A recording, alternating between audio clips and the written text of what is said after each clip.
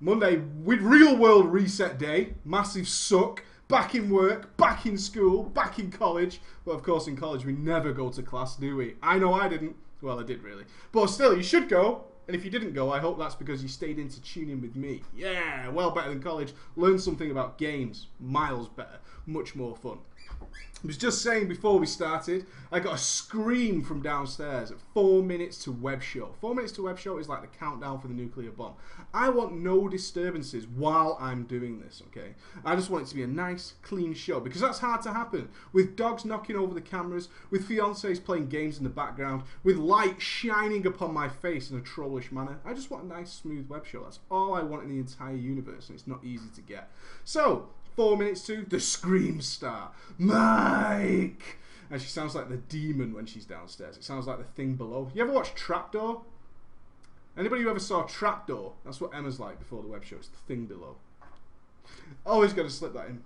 Ben has put his feet on the oven buttons and he's reset it, and now the oven doesn't work. And she's trying to cook dinner, so she's raging real hard. I can fix it in 4 minutes. In 2 minutes I need to do my warm-up. I have 2 minutes to fix the oven. Even Jack Bauer couldn't have coped with that. He just couldn't. It can't be possible. We've got a lot to get through today. Let's talk about the awards ceremony first before we move on to the gaming news. First of all, I uploaded a nice little video for you to make a lot of gold. Check it out, because if you do it properly and you mass produce those things, you'll make a lot of gold. A hell of a lot of gold. Herbs, really cheap right now. Glyphs, really cheap to make. People will buy them for a lot of money. Ergo, lots and lots and lots and lots of gold. So go and check it out. Bags are always worthwhile too. Go check it out. But on that video, we did try out a couple of new things, including our end splash screen. It's getting pretty common around YouTube now. You're going to see a lot of videos doing it because it adds a little bit of professional flavor, and it also links people to more relevant content. If you're a new subscriber to my channel, you have no idea what probably I produced a year ago, and it's still relevant to this day. So in there we can link you all backwards and forwards through all that stuff, so you can find this stuff out and expand your knowledge base. We're also looking at introducing watermarks and stuff. Ghost is unimpressed as our artistic director, and he's going to fix that for us. I tried, apparently I failed. What can you do? I gave it a go, alright? I gave it a go. Stop hating on me. I'm also working on the Healer Part 2 video. There's going to be 2 more healing videos, and then we're going to start looking at some DPS. And this is my plan. Okay, I've got a little plan before Mr. Pandaria. The awards ceremony, I'm kind of touching on another subject we're going to touch on then. The awards ceremony was this weekend, which was a big thing for us. It required a hell of a lot of effort. Sunday, I am just flat out. Sunday, I didn't do anything. I literally visited family. I visited my mother and her boyfriend in the morning, and I went for a walk with them in Brabbins Park. For any of you who are interested, we went for a walk around there. Saw lots of people playing the soccer games on all the soccer fields they have there. And then I went to visit my brother, my awesome, awesome brother, who broke his own personal best distance and has run 15 miles. How the fuck do you run 15 miles? He's as big as me. He runs 15 miles. He's exhausted. So we sat playing with him. Not playing with him, talking to him. Wasn't playing with my brother. That would be weird. And then we brought my niece home, and then we went to the cinema as a tag team. Me and Ghost went to see Dread. The girls went to see Ted. Ted and Dread is what we saw as a 4-piece, split up into 2 separate groups, which was awesome, because me and Ghost got to nerd out at Dread, which is fucking fabulous film. Such a good job was done with Dread. Really good. It's not The Dark Knight or anything like that, you know, it's nothing like on a monolithic epic scale, but compare it to the old one, oh my god, it's so good. It really is. And Carl Urban, total gangster. Now we know why you were picked for Star Trek, because you are an absolute joy to watch. Good job, Carl. He had like no emotion to show besides his lips, and he's always like this, because he's Judge Dredd. But he played it to a fucking T. He really did a great job. Dredd, awesome movie. If you're thinking of going and seeing it, 2 thumbs up from me. 2 thumbs up. It's a great, enjoyable movie. Couple of plot holes, couple of silly moments, but that's okay. In an hour and a half, hour and 45-minute movie, I'm okay with a couple of errors, okay? So it was all good, really worthwhile. Sunday was Wipeout. The Academy Awards, I'm going to call them the Academy Awards, was really, really fun. An incredible amount of work to pull it off. We had lots of stuff to prepare, little videos, little montages, a little bit of Gangnam Style to pull off. We had me and Ghost working in here in the office to get it ready. Was working from very, very early in the day to make sure everything was ready, and we were pushed. We were even 5 minutes late, I think, getting ready, and we had all day, and we were working all day to prepare the show with all the ideas that we had about it, and you guys took really well to it. Let's talk about that for a moment. Those awards were based off your votes, not mine, not Ghost's. Your votes. The only thing that was purely my opinion was the MVP, the most valuable player, or the MVS, the most valuable spec in all of Cataclysm. That was my personal choice. That was it. Everything else was voted for by you. And a lot of people are sending me messages and emails saying, this is not right. You are wrong. We even saw some of the chats before saying, stop. Why all the hate on Blood DKs? I defended Blood DKs in the show. I openly said I don't know why they got so much hate, but they did. They got a ton of hate. I can only assume it's for PvP. A lot of the comments that were left were about PvP. It was your votes, not mine. No one else's. We didn't even have a vote to tip the scales in any personal favour whatsoever. It was all your voting. So next time, if you want to make sure your voice is heard, I suggest you join in the voting. And your voice shall be heard. It took us a hell of a long time to tally up those votes. Really did. The Transmog competition, overwhelmingly successful as far as the channel. I did not expect it to get the reaction we did. Hundreds of submissions, loads and loads of people commenting and viewing and rewatching and checking stuff out. And of course, so much divided opinion, especially from people who thought their Transmog was guaranteed to win. Purely subjective. That's all we can say. The idea is purely subjective. And in fact, we rock, paper, scissors for the winner.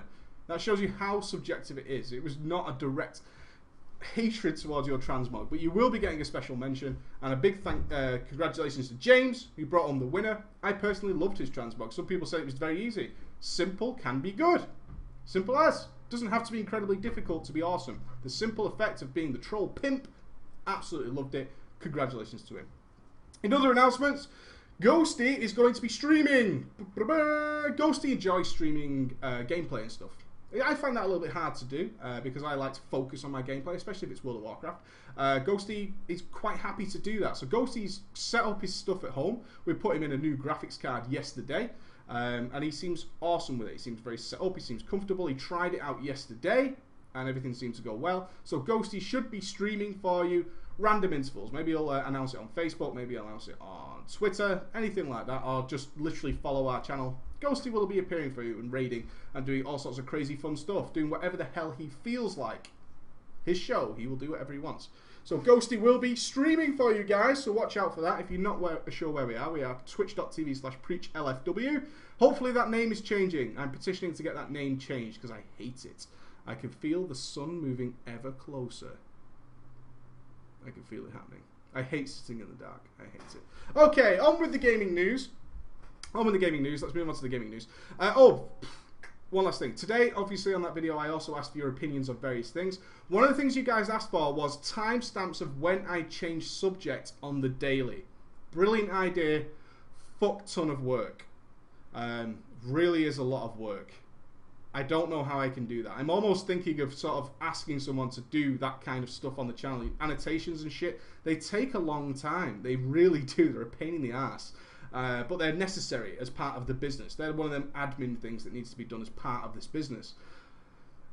It's not as easy. I know where some people are comparing it to TB. TB's mailbox has timestamps for his questions. Very easy to do when you pre-produce it, such as a video where I'm talking. If I was creating this as a YouTube video and not a live stream, I can very easily say, well, this is the new question. I've put in a text box with the question. That's the time the question changes. I've already got it before I even press render. I've already got it. As it's a live show, much more difficult, much more of a pain in the ass. I'll see what I can do. But I tend to cover a lot of subjects, so that's a lot of work. It could be 7 or 8 different subjects. I don't know. We might split into categories. Maybe I just need a more formal layout for the daily. Something along those lines. Let's move on to the gaming news that you're all looking forward to. Let's talk about Guild Wars 2, because you guys fucking love it when I talk about Guild Wars 2, don't you? You all believe I hate the game. I don't. I don't hate the game at all. I've barely played it. I've played it 2 or 3 times when Emma has been really stuck getting her vistas. She's not very good with the whole Mario thing. She didn't grow up doing the Mario thing. I'm good at the Mario thing. Why? Because I'm a fucking baller. Enough said. So basically, that's the only times I've really played it. Or if I was testing out a graphics card or something along those lines, switching between the two. She had a graphics card issue that wouldn't work with Guild Wars. That's the only time I've played it. So I don't hate the game. I have no issue with it whatsoever. I have issues with ArenaNet and their customer service. But we should all voice our opinion if we get shit customer service. We've paid for a product. There's complaints, and people are asking me, do you think this is the exodus of Guild Wars 2? Has it done the old Star Wars The Republic trick, the old Republic, and now people are abandoning ship? That's not true. What is happening, of course, is the hardcore are leaving Guild Wars 2. But that's okay. ArenaNet is fine with it. In fact, they've responded to this. They expected that to happen. A lot of people join here at MMO, RPG MMO, and just think relatively to World of Warcraft, to Aeon, to Final Fantasy, to EverQuest, all the similar sort of stuff. And there is an end game in those games. There is an end game. When you cap in World of Warcraft, a whole new game opens up. Not so in Guild Wars 2, and they've reiterated that that is a proper and honest design decision they have made, okay? They wanted it to be that way. So what you've had is a lot of hardcore players, like people on board shit with WoW, I'm going to play some Guild Wars 2. They've total nerd level to the cap. I think the cap is 85, I'm pretty sure. And that way, they're going to do it. But the way Guild Wars 2 is designed is that every single level is also your end game. They have the random events, they have the world bosses, they have all that going on as you level up. So there's no need for it. It's really cool, it's really simple, and that's a great idea. I've seen Emma take place in large-scale world events, and she's only level 30-something. She's done the same stuff. So people have raced to endgame and, oh, there's nothing here. Well, no, your endgame was occurring at the same time as you leveled. That's why when you go back, the mobs scale up, so they're the same level as you. So you can't go back to say, like we would in World of Warcraft, we cap, and then we say, oh, I want to do all the quests in Lordaeron. So just go back and do it. And smash it to pieces. Because we're now level 85. Look at this sun. I'm watching it. It doesn't work that way in Guild Wars 2. It's all taking part while you level up. So there is no end game, new game opening up at the level 85 cap. It's just not happening. It's not the way it works. But it's designed that way. They've openly said that is how we've designed the game. We want it to be that way. We're okay with it. We're fine. So it's all pretty cool. No complaints. So the people who are leaving the abandoned ship are the hardcore who are looking for some sort of serious race or something at the end of the game. And it's just not happening that way. It's not the way it rolls. A couple of things. Baldors Gate Enhanced Edition has been delayed, but they're saying that's because they want to make it better. I don't know. It can only really be, depending on how much extra content we're expecting from the Baldors Gate Enhanced Edition. I'm really looking forward to this. Ghost is really looking forward to this. And quite frankly, I don't understand how much extra they're going to put into it. Because if they change it too much, is it going to move away from what people want? I'm sure a lot of people who played the original Baldur's Gate are looking for a really nice, clean, visual experience of the first game again. All their armor looking fucking badass. Maybe a couple of extra side quests, but essentially the same game. Most people are when they look at these enhanced editions. New players aren't going to be bothered. I'm going to fix this up. I can see it getting gradually worse. I'm going to knock the camera over doing this. Steady. Steady.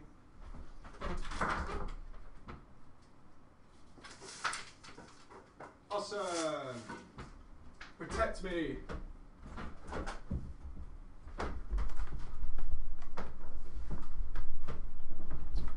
Woo! Okay, so we should only get the trollish one line that we always get. So they delayed it anyway. Hopefully it's still going to be pretty cool. We hope Baldur's Gate is going to be super fantastic. Hopefully it's good, and hope we can all play multiplayer together. Hope it's got Steam support and all that. Should be good. Borderlands 2 is about to launch. And this is one we've been really excited about at the channel. I'm not sure how much we're going to do with Borderlands 2. It's been a bit 50-50. With if we wanted to do a proper multiplayer like I'd like to, that's 4 copies of the game. It's pretty expensive, so I had to weigh up whether or not we would earn that back. I don't think we would. I don't think we're in a position for me to drop that kind of money and get it back. So I'm 50-50 on what to do with Borderlands 2. All I can say is Gearbox was streaming it over the weekend, and it looks fucking incredible. It looks so good. It really does like a fantastic game. So whether or not we'll pick it up individual copies or whatever we will do, we'll see. We'll see what we're going to do with that. It's going to be a really busy time between now and Mr. Pandaria for me.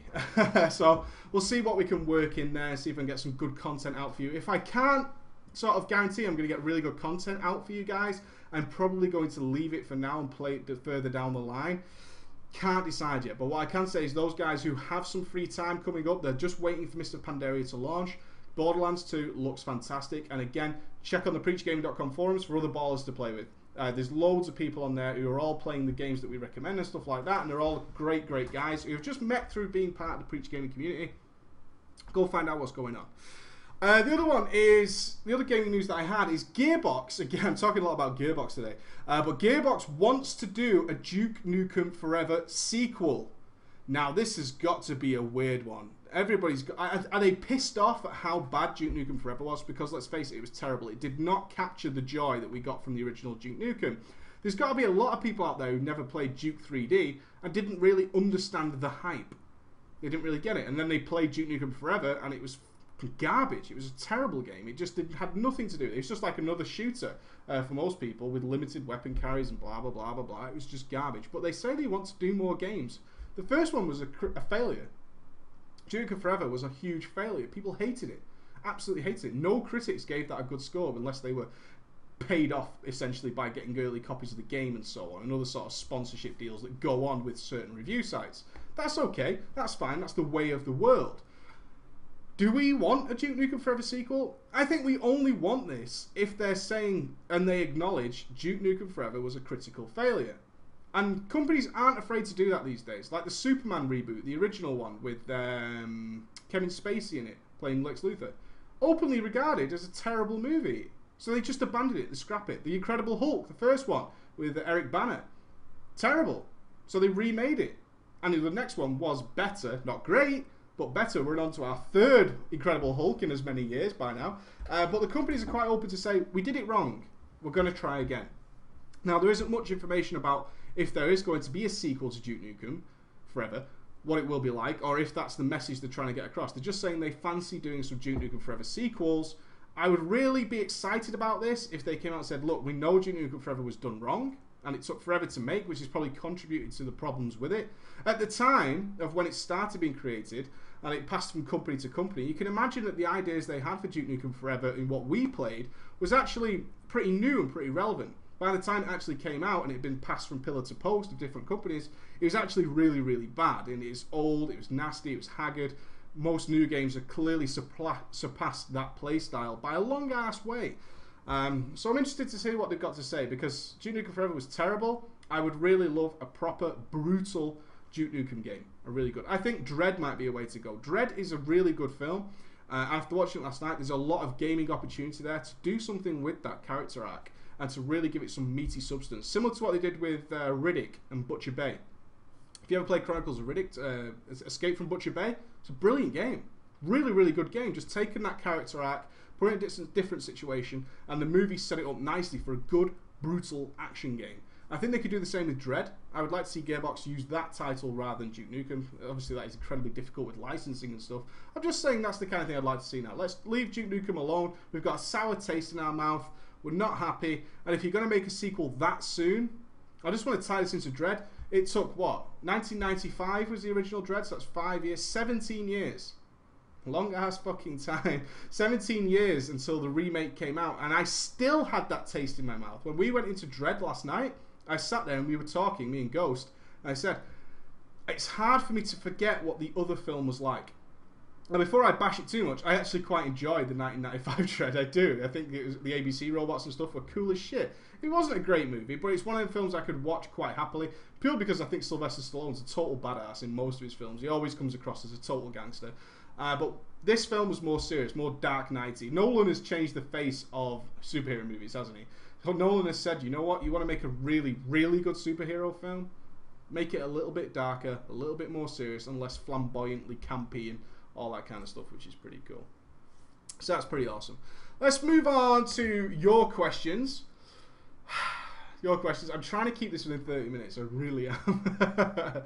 Okay, so one of the things that came from the Academy Awards this weekend was people pissed off about their own class and sort of relating it to me. We already spoke about that. They weren't my votes, they were your votes. But still, people agreed with what we said. I tried to give a small brief every time something was voted as to why it got voted. In most cases, I agreed. Warlocks being forced into the Demonology spec for a majority of the expansion, unless there was other Warlocks, somebody had to play Demonology. I saw this from tier 11 all the way till I was playing Warlock in Dragon Soul. And then having to work really hard for sometimes mediocre DPS at best. And if you did really, really good DPS, you had to really, really work hard, where other guys were just playing a class relatively simply. Fire Mage is a good example, you know, keeping Living Bomb up. The hardest thing they had to do there was keep Pyroclasm up, really, if it was possible. And other than that, they were spamming Fireballs and Scorch while moving. Much more difficult as a Warlock to do something similar and get a really good combustion. Your whole fight was about getting a really good combustion. As many combustions as possible, that's about it. So we had a message on a similar sort of subject that came in from various people. Let's get to the point. This one was from Adam, and that was his line. Let's get to the point. He did a little brief before he started. And he played a Shaman as a main since Wrath of the Lich King. And he played mostly as enhancement. The spec is awesome experience, but it's always been too much effort for less payout. Yeah, sure, I've played most classes and I had it so much easier time with other specs to pull out some big numbers. Even the Warlock was a lot more user-friendly. I debate that. I would seriously debate whether the Warlock was easier than an enhancement Shaman. A Warlock overall, for sure. There was some definite... but I get your point, but I really do get your point. I don't write to you to get help with my spec and class. I know my class. I put down at least 20 minutes a day to increase my DPS, reforging and gemming when not leveling. Sounds like I've got a lot of time over the week. Leveling, farming gold, so on and so forth. He's just saying this is a problem. It would be great if you take this topic for some minute on the daily to see how rotations work together and why are some classes like this, essentially. Why are some classes having to work so much harder to get similar or lower results, which is the worst point. It comes down to design choices. Now, I don't mind design choices by Blizzard where some people love micromanagement. You've got to remember how many people Blizzard is aiming this game at. Sometimes you end up in a really shitty situation, which is no fault of your own. Enhancement Shaman roundabout TBC time revolved literally about Storm Strike and Shock. One of the hardest things they ever had to do through all TBC was called Totem Twisting. Totem Twisting involved dropping the Grace of Air Totem in between Wind Fury Totem. Wind Fury, they're both air totems. So what an Enhancement Shaman would do, the most difficult thing an Enhancement Shaman had to deal with, was dropping Wind Fury Totem so that the whole party got the buff. I think it was for about 15 seconds, something around that time. And then immediately dropping Grace of Air Totem afterwards. So they had Wind Fury and Grace of Air, which really boosted your agility in a massive DPS way. And then just before the Wind Fury Totem buff would run out on the players, they would drop Wind Fury again, replace it with Grace of Air. Very easy and in fact macroable. Other than that, they just had Storm Strike and Shock. So Enhancement Shaman have this history of coming from a very, very easy playstyle. That's very easy, Storm Strike and Shock. Pressing a macro, that's not hard, is it? Interrupting, they're always the best interrupters. But then it started to change. We then started to include Lightning Bolt. Okay, it's another spell in there. Then we included Unleash Elements. Now we included, you know, Fire Novas and stuff like that. And it started to expand. We then included Wolves. We then included this. We included that. And they started growing and growing and growing until they had this abundance of spells. You can obviously see why players who are used to the original style, which may have appealed to them at that point in time as a relatively simple playstyle, doing great damage, Enhancement Shamans did do good damage, are now overburdened by a lot of spells and lower results. That's really off-putting. Hugely off-putting. However, there are a lot of players out there who love micromanagement. I talked to some Warlocks and they love the Warlock. They love that they have to pet twist, that they have to gear swap in order to get the best out of, say, Demonology. They love it. They love micromanaging their pet and doing all this and that. They don't care about the environment. I'm a different type of player. I love investigating my environment. Coming from maybe a tanking background, it's very easy for me to just look at everything around me. I don't really want to look at my character. I don't really want to be managing every single spell to its millisecond. I want to get a good feel for it. That's why I fell in love a little bit with the Frost DK, because I could play it so nicely, get top world results, world first DPS in some cases, and still take in all my environment and make sure I was helping out in different ways. Taunting here, doing AMS there, swapping with people when they're going to die because they're too busy looking at their rotation, all that kind of stuff. I love that. They give me a pet to micromanage, I get a little bit pissed off. They give me an abundance of spells to play with that all need to be timed exactly right. I'm just pissed off. I want to take in my environment. And plus, World of Warcraft to me looks fucking glorious. Well, Emma's always banging on about how great Guild Wars 2 looks. And then I do that video for the Dragon Soul like we did at the Academy Awards. That raid, as terrible as it is, looks fantastic. It looks really cool. It does. And I love soaking that in while I'm playing. I love taking all that in, drinking it in. Something I really sort of encourage you guys to do. But if you've got a heavy micromanagement spec, it's very difficult to do. But that appeals to a lot of players. And unfortunately, sometimes your class gets picked as one of those classes that's going to involve a lot of micromanagement and less sort of thought about the rest of the environment. And that's okay. Blizzard has appealed to all these kinds of people. If you had someone who was really interested in micromanagement and all the classes were 1 or 2 button abilities, then we'd have a real situation on our hands, wouldn't we? Because no classes would appeal to those people. At the moment, we haven't got many classes that do appeal to those people. Warlocks tend to be one. Hunters, to an extent. Enhancement Shaman. that's okay. We're fine. Rep Paladins sort of appeal to those people. They have quite a little bit of micromanagement. Less so now, but still up there. Still up there. I wouldn't be sad. One of his worries was about re-rolling. And I wouldn't re-roll. I wouldn't re-roll. This is one of the questions. The second question I want to talk about before I take your questions from the audience was from Matt Sweeney. I just got a quick question about wanting to switch to heals in MOP and ways to deal with DPS issues. I'm currently in a 25-man guild, progressing as an elemental shaman. I stuck with them all through Dragon Soul, but I never had the legendary. Sound a little bit bitter there, Matty. Sound a little bit bitter. This basically meant as much as I tried, I couldn't compete with the other DPSs in the guild. I was generally stuck at the bottom of the meters. For me, being a DPS was far too competitive. I was getting angry and depressed at my DPS when I lost the motivation to raid. I'm worried that if I swap to another DPS class, the same thing will happen, as I tend to get pretty frustrated when I'm not near the top. What I'm basically asking is heals just as competitive? For example, I lose my motivation if I'm the bottom of the healing meters, or is it a different concept entirely? Well, I don't think very competitive people, which you sound like, do well at healing at all. It is a completely different concept. You sound like someone who is extremely competitive natured.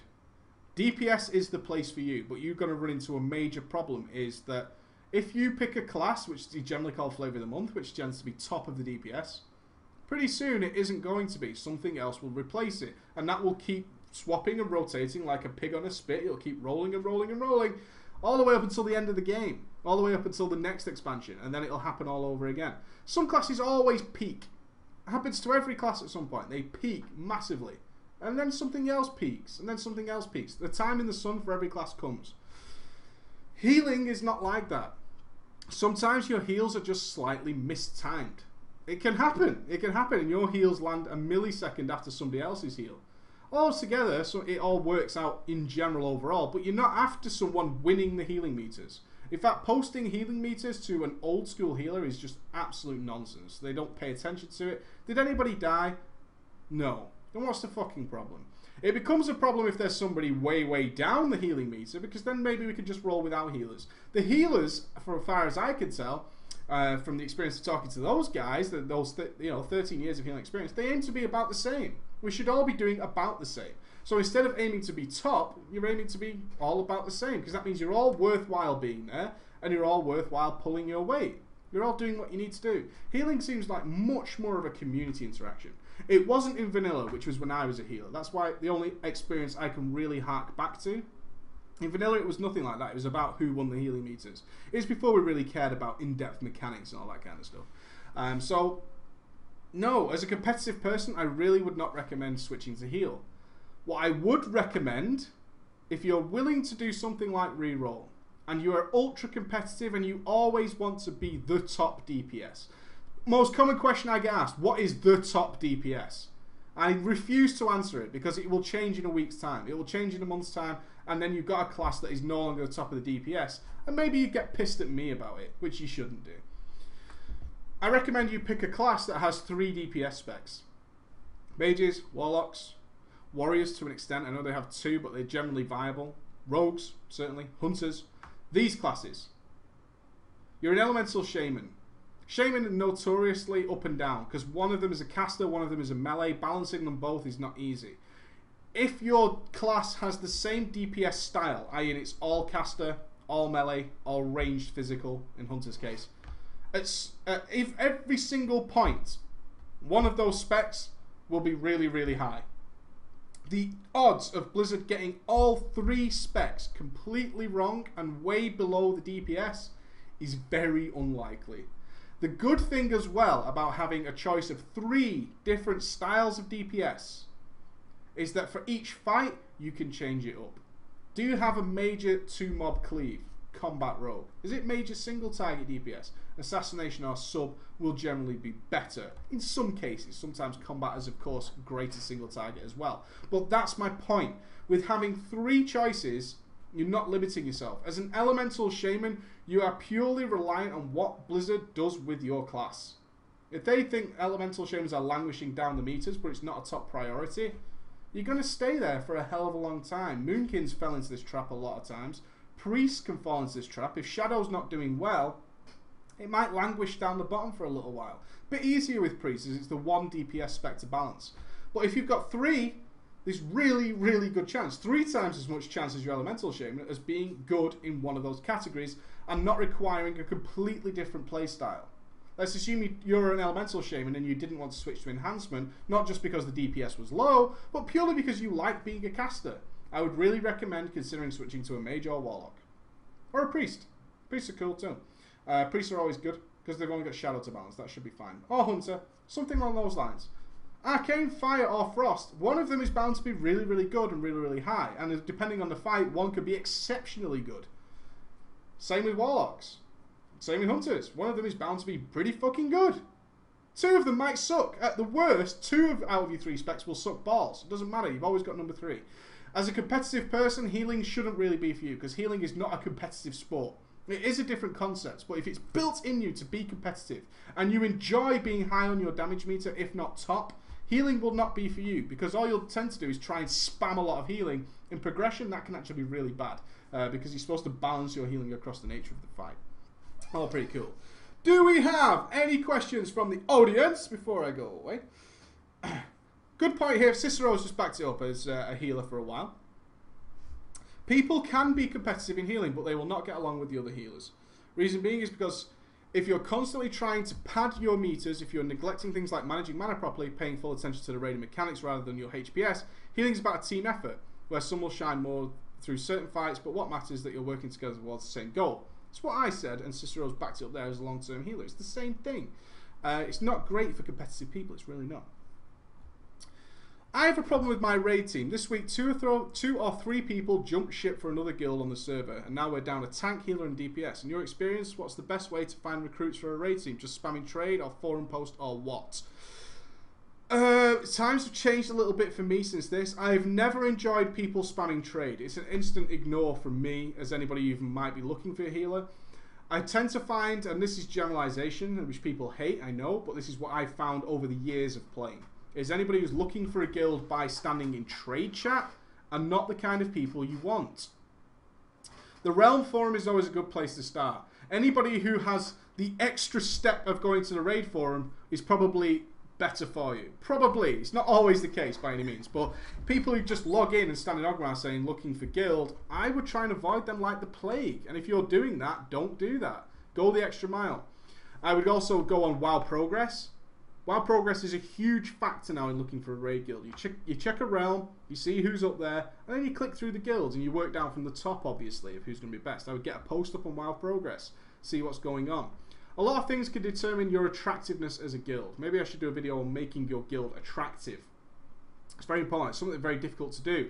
I didn't realise the real importance of it until I made the Way of the Warrior 1, and the guild master said, thanks to your video, we're getting a lot more good recruits coming through because they want to play with you and talk to you, and it happened, and it helped us through the Sunwell and stuff. It was pretty cool.